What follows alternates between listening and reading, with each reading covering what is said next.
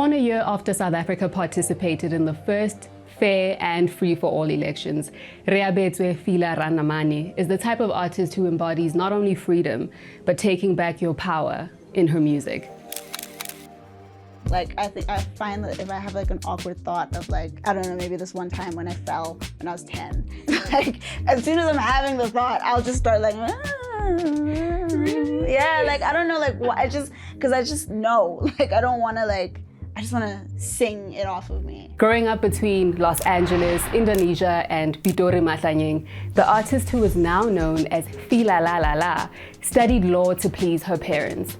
But while in university, she sang in a band called Redwood, but also joined the legions of young people who took to the internet to sing solo covers and express themselves. It's through this internet that she linked up with producer Mike Colombo, and together they created the fan favorite EP, Philosophy, which was released in 2020. The ethereal soundscape was followed by the We're Gonna Be Just Fine EP in 2021, which reinforced her tongue-in-cheek way of reflecting on her mental health and heartbreaks. During a record label meeting shortly after, an A&R agent asked her, "So, are any of your songs on the radio?" That question fueled the title of her debut full-length album, On Air, which was released in 2024. In this episode of a Helen Herimbi-Moremi podcast, Filah Lah La La and I anchor the conversation on Air and get to know where her head and heart are now.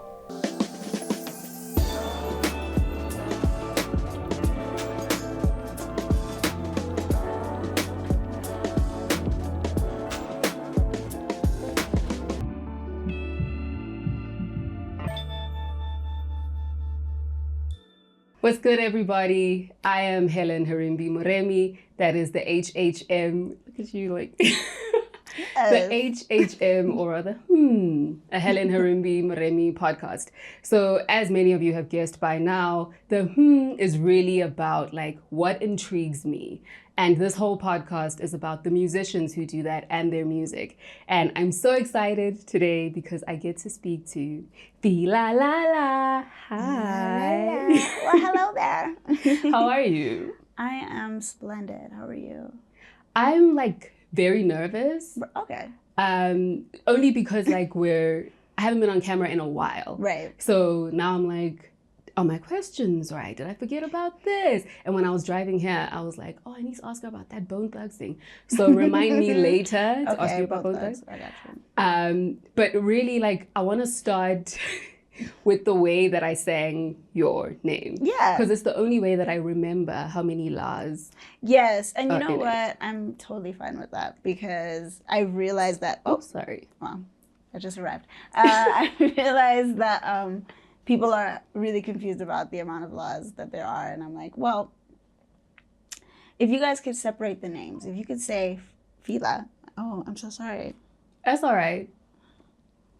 This is like real life. It's silent. It's real life. I should check mine if it's on silent. It's Filah and it's Lala. And they're together. And that's it. Yeah. But you understand like why that's challenging for some of us. And when I write it, I have to go, it's not Filah Lah. Right. There's like the H. Yeah. Like, yeah. So how did that name actually happen? Because I know Filah is one of your names, right? Yeah. But then the rest of it to make the stage name? I mean, yeah, that's my grandma's name. Yeah, so I'm Filah Jr., essentially. That's so cute. Yeah, I don't know where that name comes from. She's from the Eastern Cape. They do have funny names over there. That's not me. I'm not saying that. No, love to everybody in the Eastern Cape, for sure. No. Yeah, and everybody called her Lala. Okay. When I was growing up, she was Kuku Lala. I see. I don't know. I just wanted to pay homage to our names. And I think I just like the way it sounded. Yeah. I was really I had like funny names before. I was like Rhea Mars and Rhea Rams. And that, you know what I mean? Like all these things trying to incorporate my first name, but it just didn't feel natural. Yeah. And it felt like Filah was the part of me that was more expressive and you know what I mean? So I was just like, well, I'm going to run with this and I'm going to be Filah Lah La. I just like the way it sounded. Yeah. But what does that do for like your SEO and stuff and like your search? When people are searching your name, they have to make sure like honestly though, I haven't had that much bad luck with that. Like, I think if you just type Filah, Filah, more often than not. As long as you're not typing Filah. Yeah, don't type Filah, guys, because it's not, I mean, Rifihlile, but it's not, it's not that And we're one. going to talk a lot about, like, you having arrived and whether or not we're ready and all of that. But I really want to start with, like, you know, the HHM thing, like, because we're talking about names. That stuff is important to me because I really feel like I'm getting a chance to, like, speak to musicians that really do intrigue me. And I want to know what has intrigued you this week. In general? I mean... I think, like...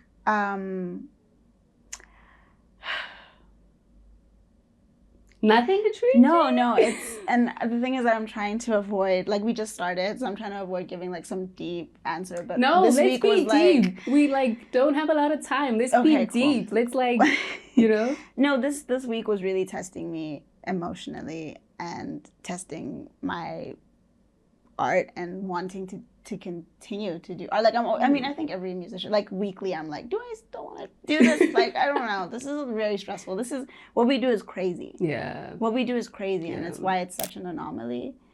And I think what has been so intriguing to me this week was just how much of a village I actually have around me, and how that is such a blessing and so fulfilling and so, like, beautiful, and then equally terrifying, because now I feel like I have all of these people that I don't want to let down. Yeah. That are relying on, not relying, but that need to see me do this and make it happen. Yeah. And have the dream come true so that they know they can do it too. Yeah. I think that's been, Made you go, Yeah, made you go, that's... Yeah. That's so powerful. Yeah. And I think also it's exactly what I expect to hear you say. Oh. Only because from philosophy to we're going to be all right? We're going to be just fine. We're going to be just fine. And even to on air, like you're constantly taking us into your mental space and just like, I guess, being yourself in front of a bunch of people. So, like, it's not too deep. Like, I was 100% expecting something like that from you. And also, I have to do a disclaimer because I'm not going to sing your lyrics, but I really want to talk about, like, some of these lyrics. So if you want to sing them, great. But there's a reason I'm on this side of the interview and you're on that side. But I really want to get into...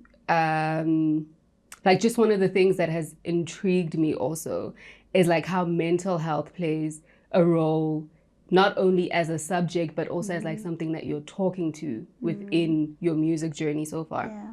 So like on We're Gonna Be Just Fine, I think it has a really cool trailer that a lot of people might not have seen yet, but like it basically provides this antidote for suffering from general anxiety, melancholy, and a lack of enthusiasm. Girl, what? Yeah, I think like, okay, well, first of all, making light of like my mental illnesses is my favorite thing to do. I just love doing that.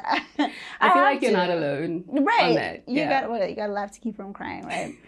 So that's where that whole infomercial concept came from. Yeah. But yeah, like I think personifying these things that I struggle with, it almost gives me something to attack more. Yeah. Like something to like confront more. Because I think when I sort of view them as something that are things that are just like inside me, like oh, I'm just an anxious person, or I'm just like a really, I'm more depressive, I'm more like I don't want to see them as like things that are just inside me sometimes. Yeah. I want to see them as just like something that I can look at like this and be like, you need to chill. Like, you need to chill. I need to get through this day. Yeah. I need to get through this life. I need to get through this music. Like, so I think that's always been something that I have felt I needed to do in order for me to cope with. Yeah. Yeah, with everything. Yeah. Yeah. It's a lot of noise. Yeah. I think it's interesting that like you're saying out loud the things that a lot of people are either feeling or just talking to with their friends, right? And especially like younger people. Yeah. And it's an interesting conversation I think that we can have around like, have these things always been around? And it's just like older people were like, oh, it's just me. And younger people are like putting it into infomercials on their like videos and stuff. But I think the device that you use in that infomercial specifically is interesting. That it's like when the music comes out is when you get to like rid yourself of those external things. Has that always kind of been your way? Like, has that been your antidote in real life where you're like, I'm feeling a bit melancholy, I'm going to sing? Yeah. I mean, even if it's not in the form of like getting into the studio and, you know, because that has its own pressures, but just like singing. Like, I find that if I have like an awkward thought of like, I don't know, maybe this one time when I fell when I was 10, like as soon as I'm having the thought, I'll just start like, Really? Yeah, like I don't know, like what, because I just know, like I don't want to like, I just want to sing it off of me. Okay. I just want to like, or write it off of me, or you know, hum it off of me. So yeah, that's something that I've always done. It's very strange, but it helps me. That's so interesting. Yeah. And I promise I have more to ask you outside of this infomercial, but I always like it when artists put phone numbers within their work. Like, I don't know how, actually I do know how old you are, but I don't know if you would remember where 5550429 comes from. Where does it come from? 5, 4, 3, 2. Okay, I lied. It's Johnny. I'm dialing 5550429. I forgive you. I'm okay. sorry. That was embarrassing. I promise I'm cooler than that. I believe you. I'm going to ask you one more number. Do you know where 4894608 comes from? No, that one I definitely don't know. Where's that from? Alicia Keys' Diary. Go 4894608 and I'll be there. Yeah. Okay, I remember that. You're reminding me why I love musicians so much. It's got to be put into context. Then I'm like, oh, that's what that was. Okay, yeah. So you chose 081-199-5183. I have not called that number because your infomercial says don't call it. Yeah, because no, please don't call it. But if we were to call it, where does it go? I have no idea. It could like be a KGB Russian number for all I know. Like, I don't know. I don't know. I feel like you should go and reclaim that number and then turn it into a hotline for all the girlies who are suffering from melancholy. That is what I want to do. It's actually so hard to get a hotline though, because I wanted to get one for my album. Yeah. It's a long story, but like it's not easy to like get one a of these hotline. Providers won't just give you a line? No, I think you got to pay for one.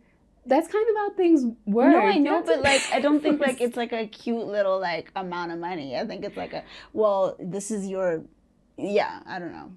And if it's a private number, if I make it like a private number, then it's my responsibility to make sure that like it's got an answering tone and this and that, and that's a lot.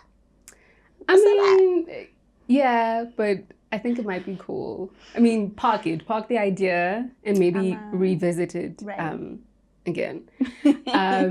But I really want to jump forward a little bit because really our conversation needs to be like anchored in on air. Okay. Because I feel like that's the most recent body of work that people would know, and like we can touch on other aspects, but like there's so much that I find fascinating on the album, and I want to talk about home because I feel like, speaking of devices earlier, like one of the devices you use a lot is like all this dialogue and sometimes monologues that are all through all your bodies of work. It's always like, sometimes you feel like, do I know where that comes from? And then other times you're like, I have no idea where that comes from, but it fits with the song and all of that. Why have you made that your signature? I don't know. I think I've just always, I have a very strong relationship with television and film as well. Like, they're kind of married in my mind with music. So, yeah, I think I don't know. I love the idea of skits. I love the idea of being dramatic. I love the idea of capturing somebody's thoughts about something. Like, I'll record my brother saying something, or my mom, or I don't know, because I think I think I've also had a lot of loss in my life, so I think I value the people that are still here and what they have to say, and how much life they have to pour into me. Yeah. And so I want to put that in my project so it's there forever, and so that they know that, like, they're a part of this journey as much as I am too. Yeah. So yeah, it's always been. And then also I'm just really dramatic. Like, I just love, yeah. Yeah. How do you go about choosing what will not just live on your phone, for example? Like, what you want other people to hear in relation to your music? I think I just go with whatever warm, good feeling comes with what's being said, and what just feels right. Like, there's so many things on my phone that could be interludes and, you know what I mean, intros and outros, but I don't know, it has to feel right. There's that warmth to it that I can't explain. It's intangible. Yeah. I think maybe some of that warmth feels like goodness. Yeah. But when you listen to what's being said, it's like, it kind of links with what you were saying about, like, laughing at your depression or whatever. Yeah. Because I think on Home, it feels very much to me, and I think the entire album actually, it feels like we're constantly interrupting someo's thoughts, right? Like, it's not a linear kind of like, then this happened, then this happened. Yeah. You're kind of always interrupting these thoughts. And on Home, there's a part about, like, we interrupt this message. Yeah. To bring you anxiety? To bring you anxiety, yeah. What?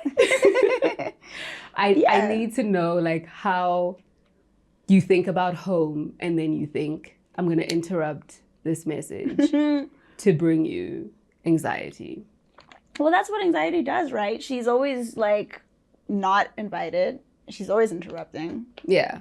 She's always coming in the moments where you feel like I think Home is like, I felt like I'd honed in the album with Home, but there's, even with me feeling like Home is just such a great outro, it's perfect, there's always that sense of like, oh, is this, I don't know, am I fooling myself? Like, is this too much? Like, oh, the kids, I don't know. You know what I mean? Like, you just, she's just always in the way sometimes of, like, your inevitability. Yeah. So I think, like, that was what that was. It was just like, oh, but we come right back to it, and the last voice that you hear is like, well, the last voices are my dad and I. My dad calling out to me. Yeah. And it's crazy because when I was recording the song, the sample, well, the video that we sampled it from and the clip was already in it. And so every time I try to record and I get into the I would hear his voice, and I was thinking that I was hearing it outside because we had put it, I don't know, we had mixed it in a way that felt like it was behind me. Yeah. And I just kept on feeling like I kept on being fooled by the song and being like, who is this? Like, that. Did you feel like your dad was in the room? For sure. That's getting me goosey. For sure. So how were you, like, navigating that? Because I think, for context, some people might not know that your dad's already passed, right? So how were you navigating, like, the constant, like, in your mind, you know that he's not here, but it feels like he's here while you're recording this? All I'm gonna say is that if you have any sort of, like, video footage of family members that aren't around anymore, you will always be tripped out by seeing them in motion, talking, alive, mannerisms. Like, you'll always be, like, it's such a great thing to see and be like, oh, like, that's so cool.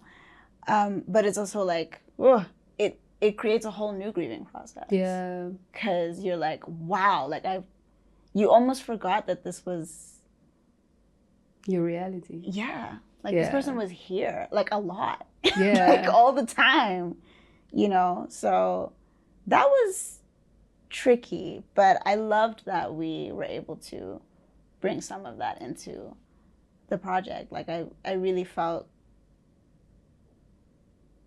it was important for my second grieving process. What's the second grieving process? I think just like there's times where I'm like, I sit back and I'm like, oh my gosh. Like, I mean, I have a dad. Obviously, he'll always be my dad. But it's like I had a dad. Like, this guy was always here. Like, this guy was giving me advice about them. We used to take walks. We used to, like, you know. Yeah, it's so... Y'all ain't gonna catch me slipping today. I mean, is it slipping or is it just being honest? Yeah, it was like a wow, this person was like really here. Yeah. Like for real. Yeah. Like they're still here in some ways. And they saw so much greatness in me. And yeah, I just want to like always be able to make them proud and match that. I think you're doing that. Like I don't make it a habit to speak for people, especially people who aren't here. But I think like just watching you and just listening to you, like you're saying some of the things, like I said, that people are thinking about, people are feeling, and don't necessarily have the words to say, right? Yeah. Before I knew your father wasn't here, I was really struck by the way that you talk about like your genes in Fort, and how you're like must be something in the water, my daddy's daughter, right? And for me that really resonated because I mean I think in very subtle ways I think I'm a specific way and I only realize when I'm talking to my dad or if we're like in a space like it was his birthday in October and me and my brothers took him to when breakfast. In October? The 4th. Oh, okay. My dad's the 11th, but that's cool. Aww, yeah. Cool people in October. And so we're at breakfast and he's just talking about something and he's like, yeah, well, you know, like I don't dwell on like what I can't have done, like just need to move on. And then I was like, oh, I'm like that. And then my brothers were like, yeah, you're exactly like that. And it just struck me that I'm like, there are certain things that I've tried to like take on his traits. And then there are some things that I just, it's something in the water. Right. And a big part of that is like confidence and like the power that you speak about on Fall, right? Because I don't think I'm a externally confident person, but if it's crunch time, I'm like, I'm that person. Right. Would you say like you feel like that about sure. like how you were raised and how your dad kind of poured into you? Yeah, 100%. Like I think like the things that he did with his life were so great for us to see as well. Like him just being a diplomat right after apartheid, like taking us to the States and giving us this life and instilling this notion and this idea that like, listen, you guys are gonna be great. Like because you have to be, because you want to be, because you just are. You know what I mean? And that was important. I think it added to the delulu that I have today, that I can even just be an artist and, you know. But yeah, he was so powerful that way.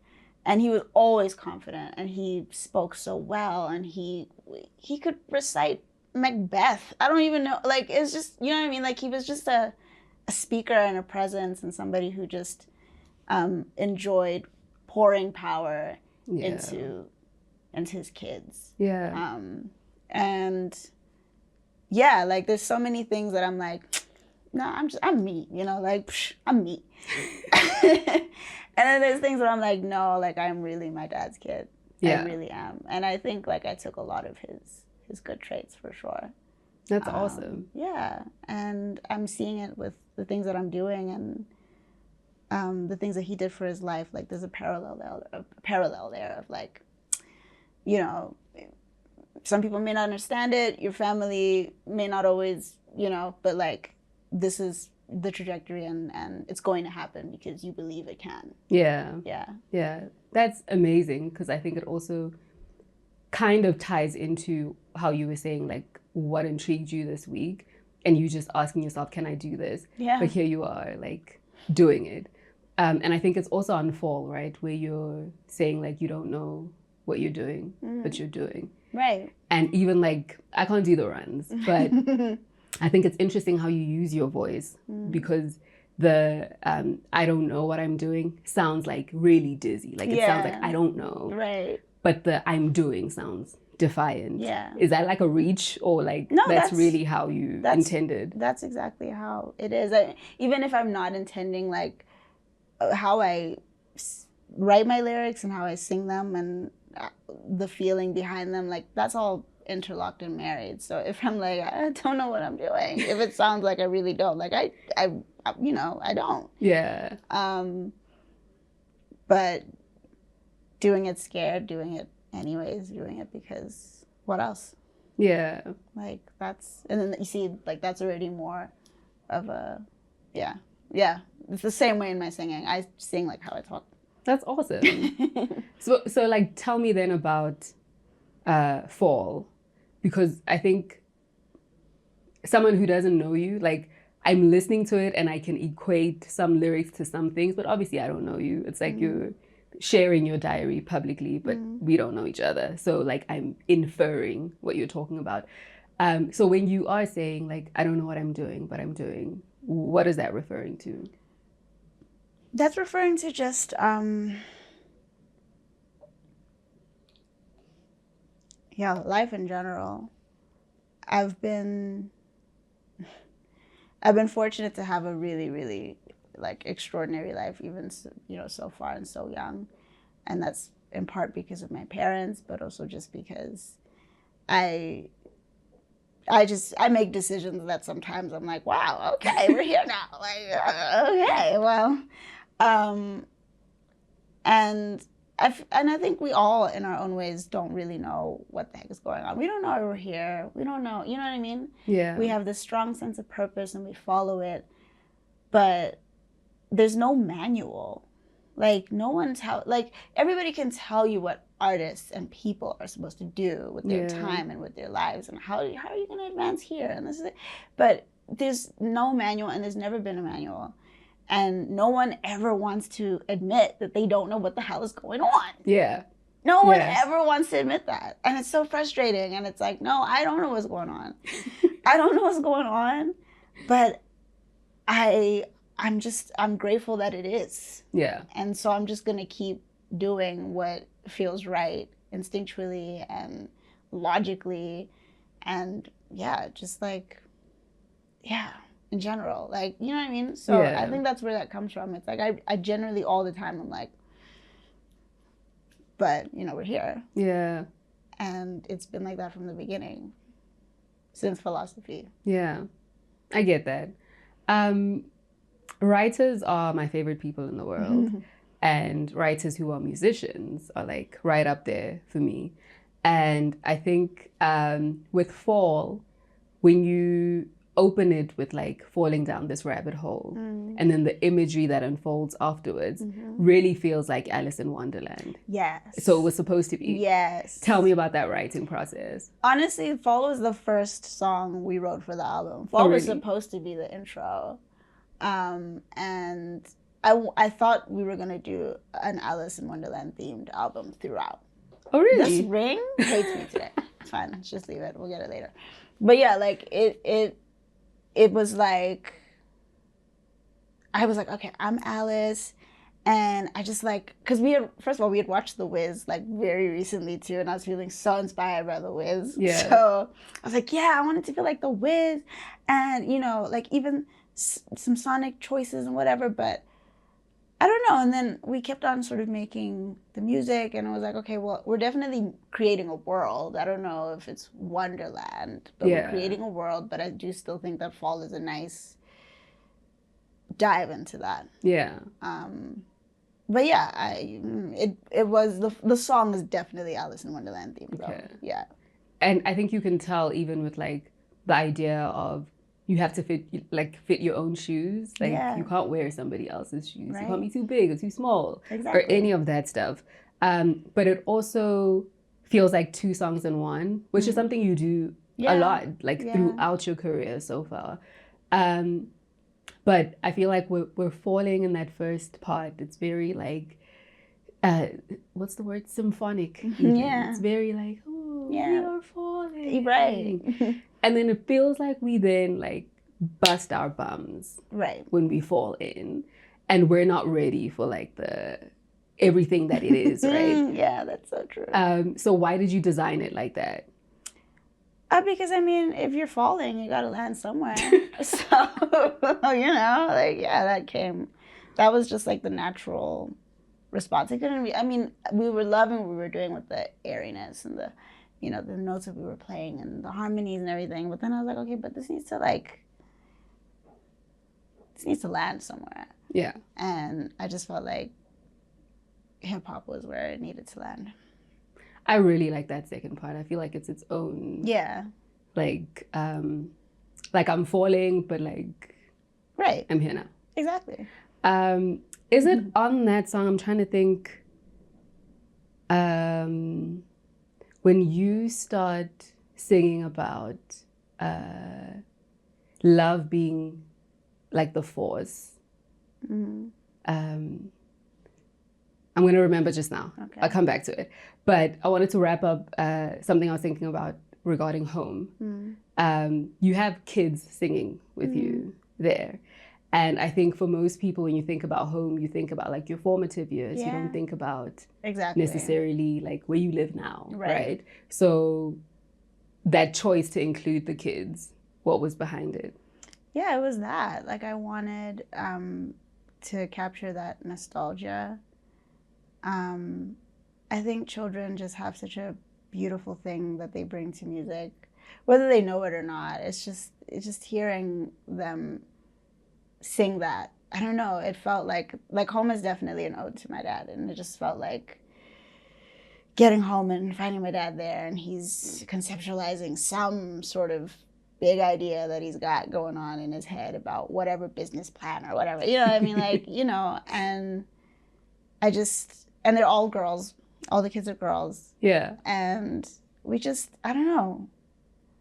It was an idea that came pretty much as soon as I like made the song. And I was like, oh, I don't know. You know, kids are not easy to work with. I don't know if it's gonna like, you know. But they did it, and they did the harmonies too. And I was like, this is perfect. It's about reaching out to that little Lala and just being like, no matter what, like there's something to go home to. Yeah. Like there's a feeling to go home to. There's a sentiment to go home to. There's a baseline. There's a village. Yeah. And yeah, that's pretty much what that's about. Okay. Yeah. Well, thank you for like letting us into your world in that way. I think some of your songs are quite obvious in like, okay, I'm speaking about this here. Right. And then some of it kind of feels like you're planting these Easter eggs. And I'm thinking here about like, obviously we spoke a lot about your dad, but like your mom's still around, right? Yeah. And I think ordinarily people wouldn't think your mom and Knucklehead, but there is a song called Knucklehead, which sounds like a romantic relationship song. But what's the story with Knucklehead and your mom? So this is very specific. I had broken up with my boyfriend at the time, and it was some time. Like it had been some time since then. And I was really kind of miserable about it. And just miserable, like there's a lot of guilt there. There was a lot of like just anger, and you know, and my mom was like the person to be like, and it's crazy because I mean my dad passed away when I was in my earlier 20s. And you know, he was usually the one to give me like relationship advice. He was usually the one to be like, oh, you know, these boys, like, you know what I mean? Like, no, if you date that one, you're going to come home in a body bag. Oh, no. Right. Like, that, like, he was very honest about that. And my mom was so delicate in that moment and was like, look, whatever it is, they need to forgive themselves. You need to forgive yourself. And you need to remember, like, the light in you. Yeah. Like, you can't lose it over something or someone. Like, you need to remember the light in you. It's okay. Like, this happened. This had a hold on you. It doesn't anymore, though. Right? And that's, yeah. Knucklehead is a breakup song, but, like, that conversation is, like, was her sort of just, like, bringing me up and being like, Nana, like, it's okay. Yeah. Like, it's okay, Umutu. And whatever happens next, like, you're going to be fine. Yeah. Like, you're going to be okay. And that's why you added that beginning part about, like, there's no better love than, like, loving yourself, right? Like, you have to love yourself. Yeah, you do. Yeah. Does she call you Knucklehead? She does. Oh. She does. She calls me Knucklehead, Nana, Ree, Munju. It was a whole lot of nicknames. And my mom could have been a stage name. Munju? Please welcome to the stage. Oh my gosh. It's crazy because and you know what? She's like the type of person that even if your name is short, she's still gonna like nickname your name. Like, if your name is Rhea, you're Rhea. You understand? Right. I mean, I love that for her. It sounds like creativity to me. She's adorable. She's absolutely adorable. I think I wrote the line that I was looking for quite further down on my questions. So I'm just going to read it to you because I said I wasn't going to. So it's from Fall, and you say, when you know love's the driving force, the fear in you has run its course. A loss isn't really a loss. And even that, like, a loss isn't really a loss, it almost feels like throwaway in the way that you're singing it. And I can't tell if it's throwaway because you're trying to convince us that, like, you know, a loss isn't really a loss. Or if you really feel like a loss isn't really a loss. I don't know. Like, I think the truth about things, it like, I'll come to realizations and then equally find myself out of them, like, the same minute. So I'll be like, yeah, everything's great. And then the next minute I'm like, wait, I don't know, though. I don't know if everything's great. Yeah, right. So I truly believe that in that moment. And I do generally believe it. And then sometimes I'm like, no, but I've lost so many people. I've lost so many people. And I feel that loss. Like, they're not here seeing me do all these great things and getting nominated for this and wearing pixie wigs. And, you know what I'm saying? Like, there's so many dumb things that I'm like, I really wish, like, my grand was here for, my brother, and you know what I mean? And then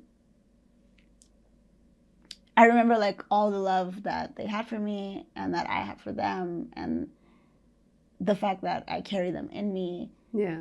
And that everybody else around me carries them in them too, because I'm not the only person that lost. Yeah. And then it's like, well, they're still here, and then there's still so much about them that is to be celebrated and enjoyed even when they're not around anymore. Yeah. So yeah, like, I go in the throes of, like, woe is me, and then it's like, no, like, we had. Yeah. You know? Yeah. So, yeah. I also think it's interesting because, of course, love can be a driving force, right? And it's the preferred driving force. Yeah. But sometimes the fear has not run its course. Exactly. And sometimes fear can be a driving force, right? Like, if you think about, like, if I don't do this podcast now, then in 10 years I'm going to regret, like, why did I never do this thing? Do you feel like for you, love is the only driving force? No, I definitely have a lot of fear. I think I have as much fear as I have love, to be honest. Yeah. But fear isn't always bad. I think it can be something that like opens your eyes to the realities of like time and just like the things that you need to go through to make something happen. But I don't know, like I do want to drive more with love than with fear, because I do think that sometimes when you act in fear, you're robbing yourself of like truly seeing an opportunity for what it is. Yeah. Whether it be something that's like your career or like even just like a daily choice, you know. But it's hard. I think that's like we're so human that way. Yeah. Where it's like we want to like be good people and be remembered as good people and do good things and fulfill our purpose and live our dreams and do that. But like, I think that's why they matter more when you get to achieve them, is because there's so many obstacles and a lot of them start in here. Yeah. So. And you are with you all the right, time. all the time. Right. It kind of makes me think about, I think you've described it as like a fan favorite, Vaughn song. Yeah. Because obviously we've spoken quite a bit about loss, and I think when the song starts, it's almost like you are questioning, right? Like that, oh, they say you're gone for good and all of that. And I'm wondering about like when you say, they say you're crying over nothing, right? But this thing that happened 14 years ago is clearly not nothing to you. Yeah. Are you comfortable to share what happened 14 years ago? Yeah. So my older brother Vaughn was in a car accident on, what is the name of that highway? It's the highway by Menlyn. Yeah. And they were hit by like a truck from behind. And the impact of the truck was so bad, and that he hit the steering wheel, and it just like punctured things inside, and he just had like internal bleeding. And it's crazy because like he was 24. And I always say like, Jesus, 24-year-olds are like usually idiots. Like we're still figuring out how to be an adult even at 24. Like I can't imagine. I just can't imagine, right? And I remember it being so weird, like even going back to school and having missed papers, and you know, my family hadn't told the school that like this happened, and so I had missed papers without any sort of excuse or doctor's note, and I was being kicked out of classes because you know, they were revising the paper and I couldn't be in there, and you know what I mean, like. And I just remember like people just feeling really bad for me, and I remember like the community in Mamelodi feeling really bad for us too. Yeah. And my mom I remember like this wretched like scream she had. Yeah. And I remember being told, and I just remember like not, because I mean I'd been to funerals before, like my mom had lost her parents when I was a little bit younger than that, but it was like nothing I've ever seen or felt. And I only knew my brothers as like a package deal. I only knew them as the two. Yeah. You know, and then here's my middle brother, and now he has to be big brother. Yeah. And so our relationship changes now because he has to be big brother. Yeah. And it was a lot. Like Vaughn's death was a lot. Yeah. And over the years, like I tried, like it was so great to get the VHS tapes, even though he was quite reserved even in those, but like it was so great to see those because I felt myself forgetting him. You know, like I felt myself being like, oh, I don't know, like I don't remember his laugh. You know what I mean? Yeah. So that was tough. And I think when I say I've been crying over nothing because I hear there's no more pain, it's like, I shouldn't still have pain about it, right? At this point. Yeah. But, I mean, our parents still grieve their parents. Yeah. Like, we'll always have pain about these sorts of things. Yeah. but it's like, oh shit, I had a big brother. Like, Yeah. you know what I mean? Yeah. That's really hard. Yeah, I can imagine. And he was so loved. And it's crazy, actually. One of his best friends from when we were living in Indonesia came to visit. This really lovely girl named Chiemi. She's half Japanese and half Indonesian. She was obsessed with Vaughn. She like besties. And she came and she got to re-grieve because we had been back in South Africa by that point. Yeah. And even just her, like, you know what I mean? And that's when I was like, wow, like a loss really isn't a loss. Yeah. Like, she genuinely was like, I felt his presence through her too. Yeah. She had so much love for him, and it just like reawakened my memory of him so much. And I loved that. And then now you get to share it with us, right? Like, yeah. I think even if you don't know the story, like, it is a song that makes you go, let me play that again. Yeah. Let me play that again. Yeah. And I think someone like you who has that pen game, I'm wondering about, like, because loss comes up so often in your work, whether it's like loss of family or like loss of relationships and that kind of thing.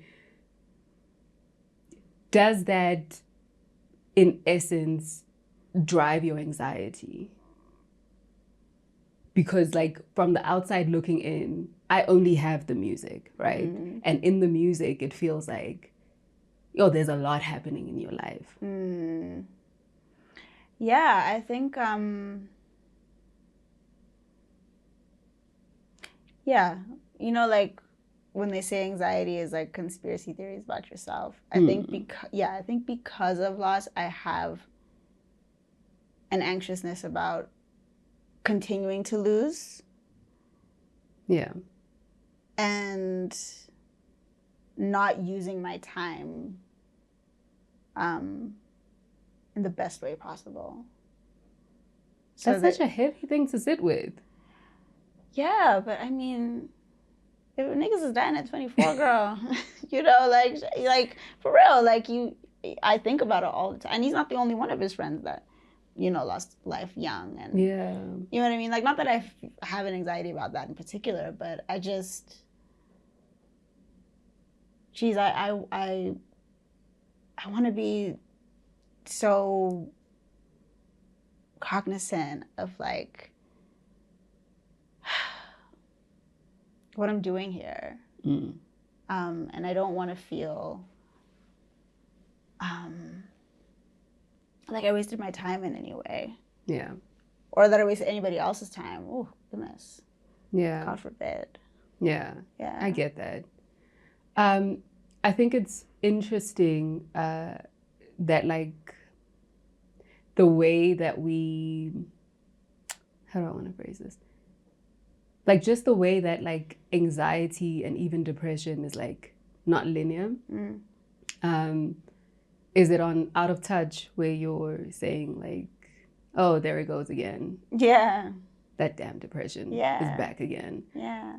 And I think when you think about your career, you can say, oh, but when we had the infomercial, you know, she found the antidote. She's singing. It's great. And then you come back around on Out of Touch and you're like, there that goes again.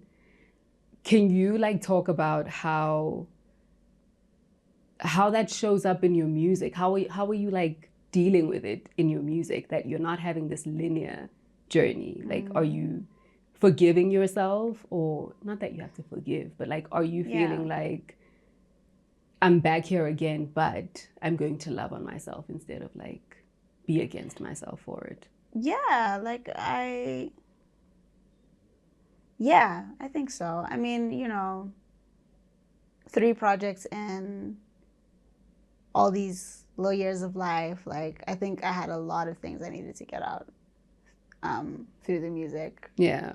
So I think in doing that with these first 3, I do feel like my next projects could have a different air to them, because I've let it out. Like there'll always be something. There'll always be something. But sorry. Sorry. But yeah, like I Yeah. I think I don't know, I'm constantly shifting between like good place, bad place, good place, bad place. And I think like that's just life. Yeah. And I kind of want to get to just content place. Like, this is okay. Yeah. Bad shit is going to happen. Yeah. It just does. Yeah. You know? But you're a good person. You're a talented person, even if you don't want to believe it.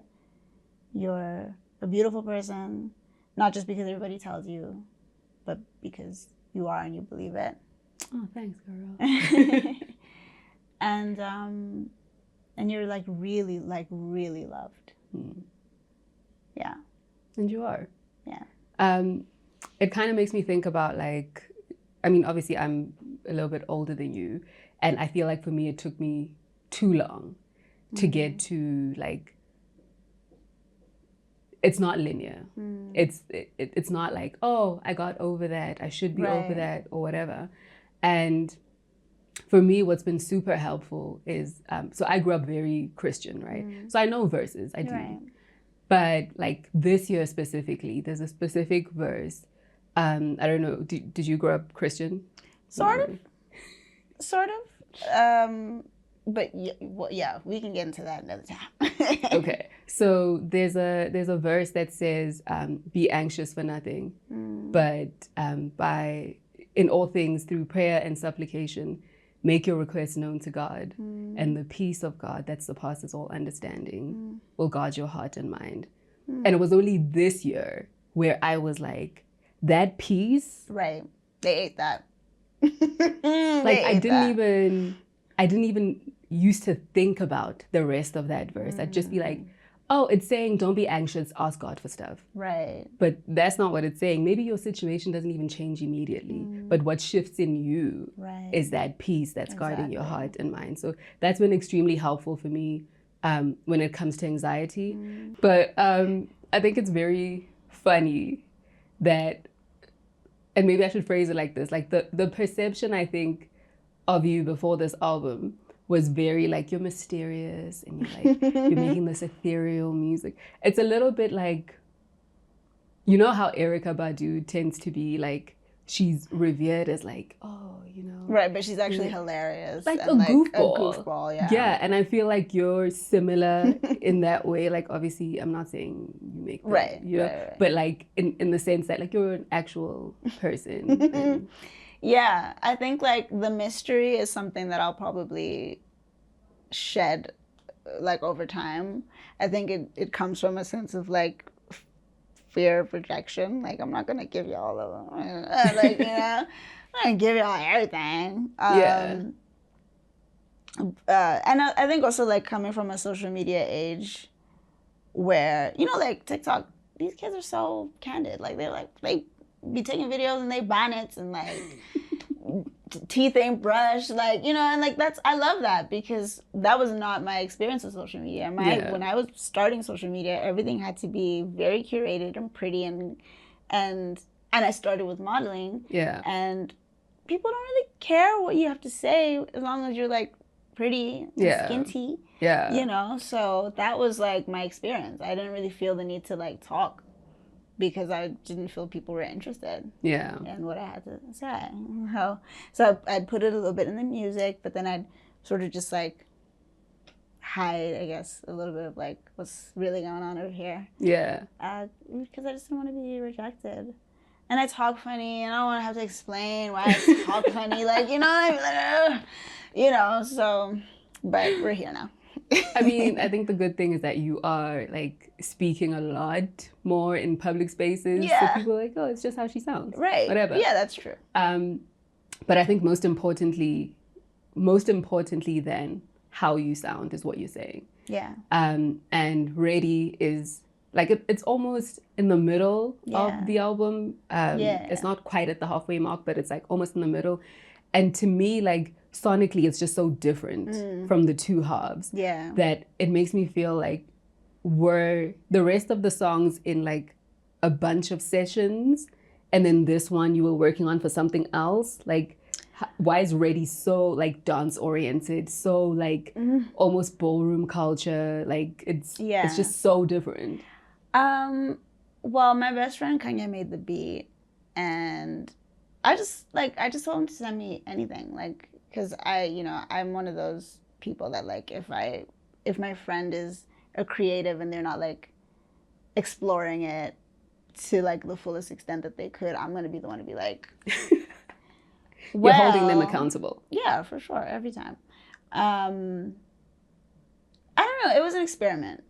It was an experiment and a joke a little bit as well. It was like are you only gonna make R&B? And I was like, I don't know. You tell me. Like, you know what I mean? It was like an experiment to see if it's something that I could do, if I could like broaden the spectrum. Yeah. I don't feel the pressure to broaden the spectrum, to be honest with you. I'm very like okay with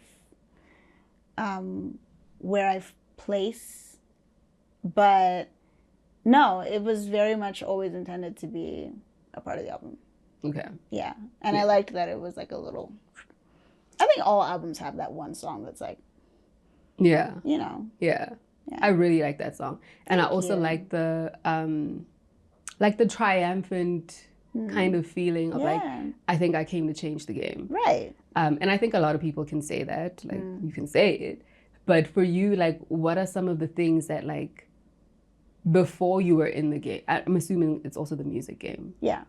So before you were in this public space, because you've been making music forever, what are the things you wanted to change? I think just people's perception of what an African artist should be. I think it's very important for us to remember that South African artists can be anything that we want to be. As long as we're creating art and we are South African, it is South African art and it is South African music and African music furthermore. So that's really what it is for me. Like I knew even when I made Philosophy that I was going to be put in a pocket of the industry that's sort of like, people aren't really sure. I don't know. What are we going to do with this? You know what I mean? I already knew that. Like, I already knew that. And I was fine with that because it gave me time to, like, it's still giving me time, honestly, to evolve. I don't have to really evolve in front of everybody. I can make mistakes. Yeah. You know what I mean? Yeah. I can't, but I can. Yeah. Like, I can make mistakes and I can figure things out and I can explore my sound because I've already started in such a niche. And, like, that's, for me, like, I'm very comfortable with that. Yeah. And I know that, like, the songs or the album or the EP that will blow up is eventual. But I'm, like, really comfortable with this period of, like, I'm experimenting. Yeah. And no matter what I'm doing, if I'm making hip hop, if I'm making R&B, if I'm making neo soul, if I'm making rock, if I'm making indie, if I'm making piano, if I'm making whatever, I'm doing it as a South African artist. Yeah. And that should never be taken away from me. Yeah. No matter how I talk, no matter, like, you understand? I don't care. Yeah. Don't take it away from me. I don't think they're gonna. Yeah. So obviously that was something you wanted to change, like that perception. Yeah. But now that like a minimum of 4 years in a very public space has been a part of your life, what would you say the game is changing in you? Oof.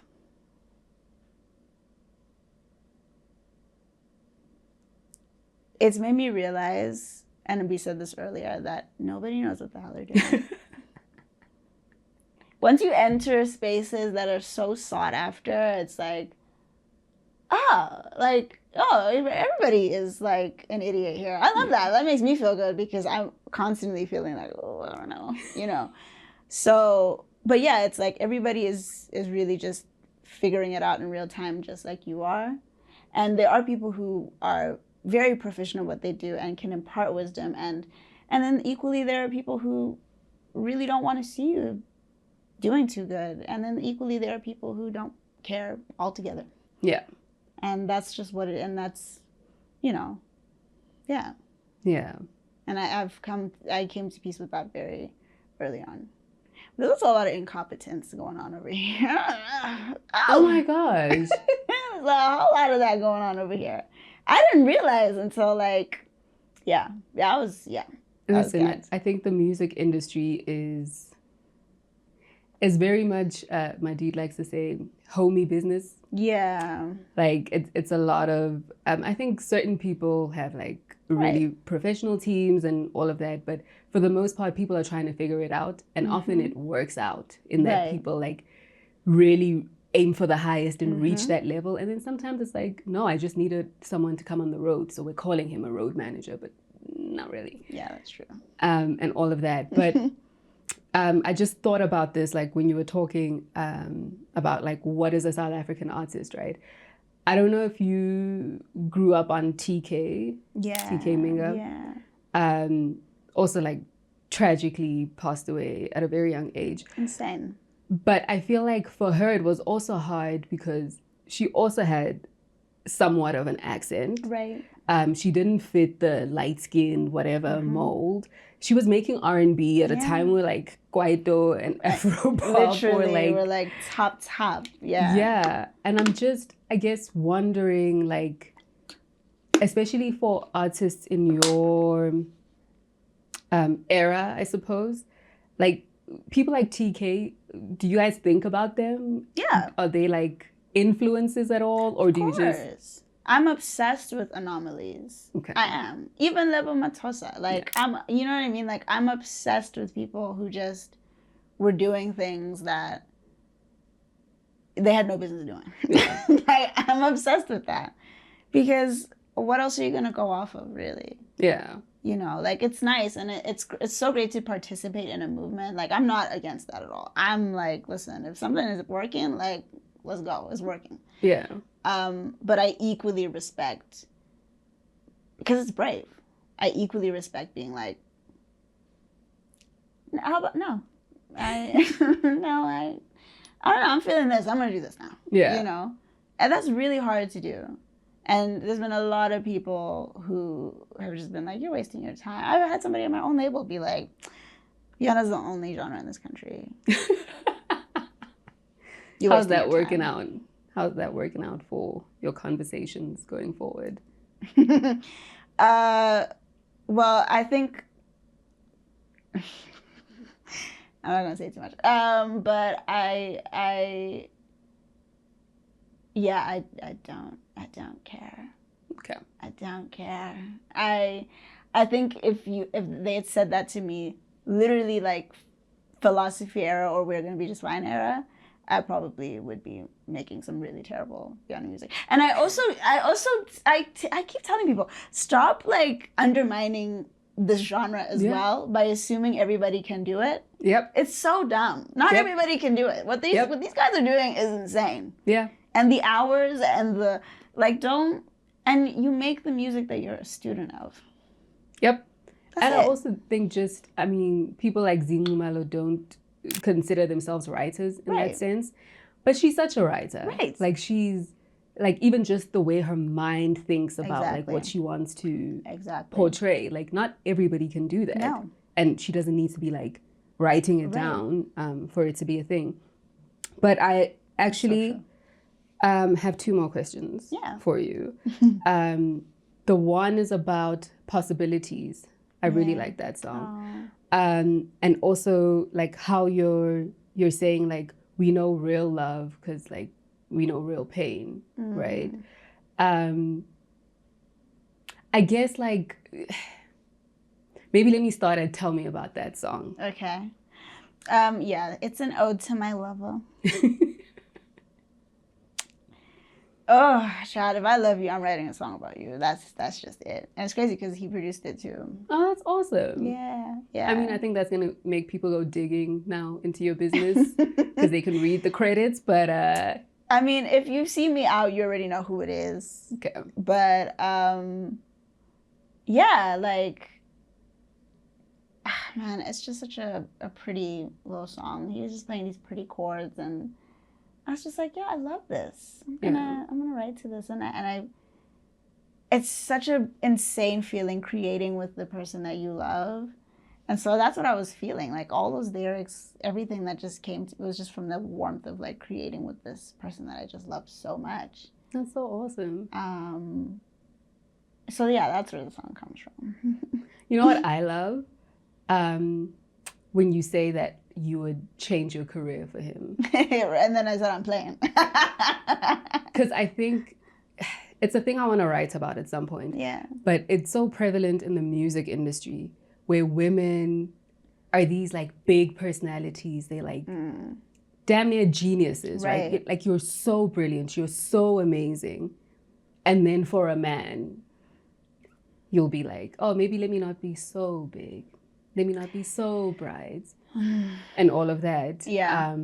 And for you to be like, I do this thing, but actually, no. Actually, no, hell no. Like, love you down, but no. And I'm so glad that like, and I always say this to him, but I'm like, I don't think we'd be together if like my dad's spirit didn't like you. Like, I don't know. I just have this sense that like, you know, yeah. But I'm always saying like, you know, if he didn't really rock with you like that, like you would have been long gone. Yeah.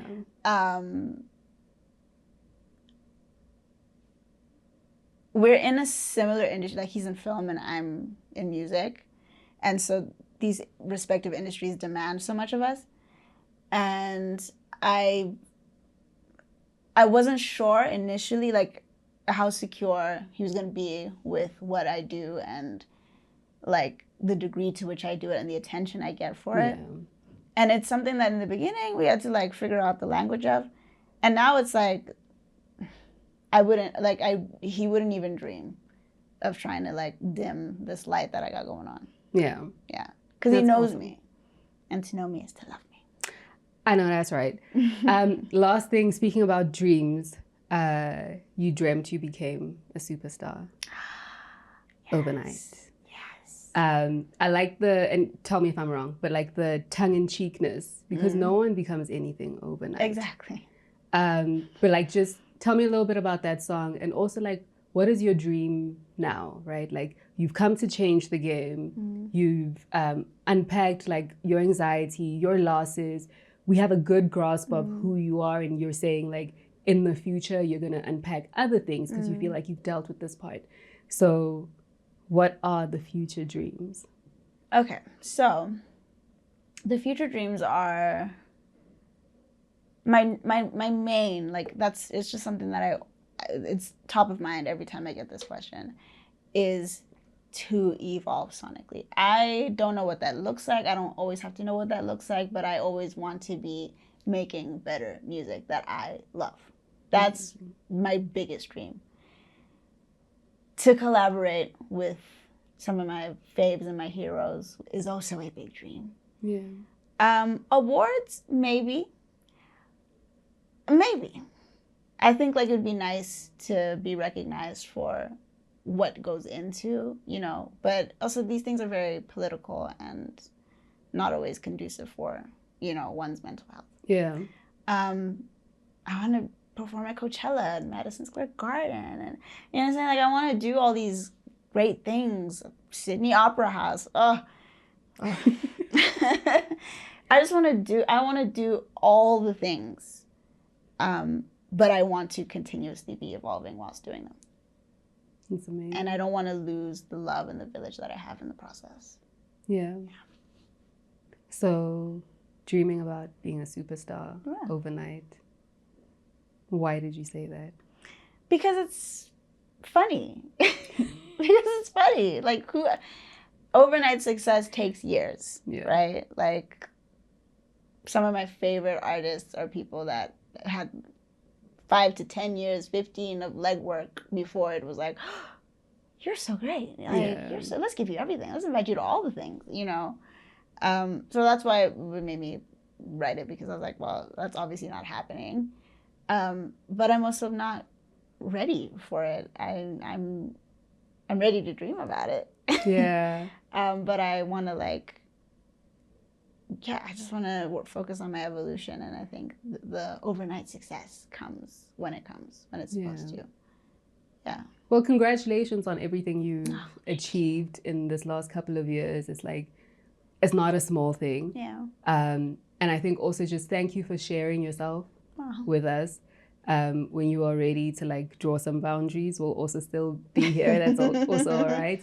And just thank you for coming to the pod, man. Like, I know it's not always fun for artists to like speak to people in front of camera and stuff. So thank you very much. Oh, thank you so much for having me. No, I've had such a great time, and thank you for making me feel comfortable enough to Come back season 2. Well, definitely. New album. Oh, for sure. New album, different hair. You know what I'm saying? I'm with that. Different Thank aesthetic, you all very of much. that. Filah Lah Lah. Yes. And we'll see you on the next episode.